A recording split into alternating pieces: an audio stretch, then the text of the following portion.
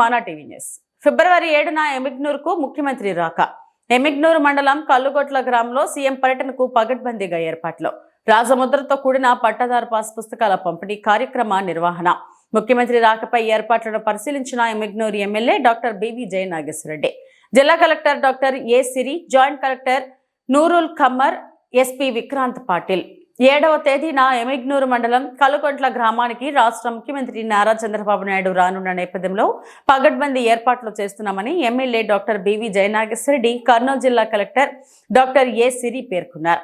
సోమవారం కల్లుగొట్ల గ్రామంలో కలెక్టర్, జిల్లా SP Vikrant Patil, joint collector Noorul Qamar, MLA doctor Jayanageswara Reddy, Adoni, sub collector Ajay Kumar, అలాగే సంబంధిత శాఖల అధికారులతో కలిసి సీఎం పర్యటనకు సంబంధించిన హెలీప్యాడ్, ప్రజావేదిక, రైతులతో ముఖాముఖి కార్యక్రమాల ఏర్పాటుకు అనువైన ప్రదేశాలను పరిశీలించారు.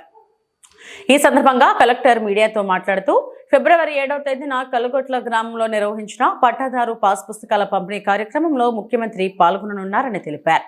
ఈ సందర్భంగా ప్రజావేదిక కార్యక్రమం, రైతుల పొలాల పరిశీలన తదితర కార్యక్రమాలు జరగనున్నాయని, కార్యక్రమాలన్నీ ఎటువంటి ఇబ్బందులు లేకుండా సాఫీగా జరిగేలా ఏర్పాట్లు చేస్తున్నామని కలెక్టర్ తెలిపారు. ఆశలతో గత ప్రభుత్వంలో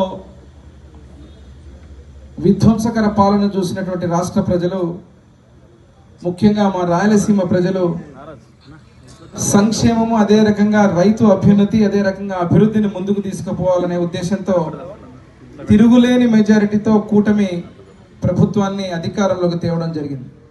తద్వారా ముఖ్యమంత్రిగా నారా చంద్రబాబు నాయుడు గారిని, డిప్యూటీ సీఎంగా పవన్ కళ్యాణ్ గారిని, నరేంద్ర మోడీ గారి నాయకత్వంలో ప్రధానమంత్రి వర్యులు ఎన్డీఏ గవర్నమెంట్ని అధికారంలో తేవడం, లోకేష్ బాబు గారు యువగల రథసారథిగా ఆ రోజు ప్రతి ప్రాంతంలో పాదయాత్ర చేసి అనేక సమస్యలని గుర్తించి ఇటు రైతులకు, యువకులకు అనేక సమస్యల మీద ఒక కార్యాచరణ చేస్తూ రాయలసీమ డిక్లరేషన్ కూడా ఇచ్చి అధికారంలో రావడం జరిగింది.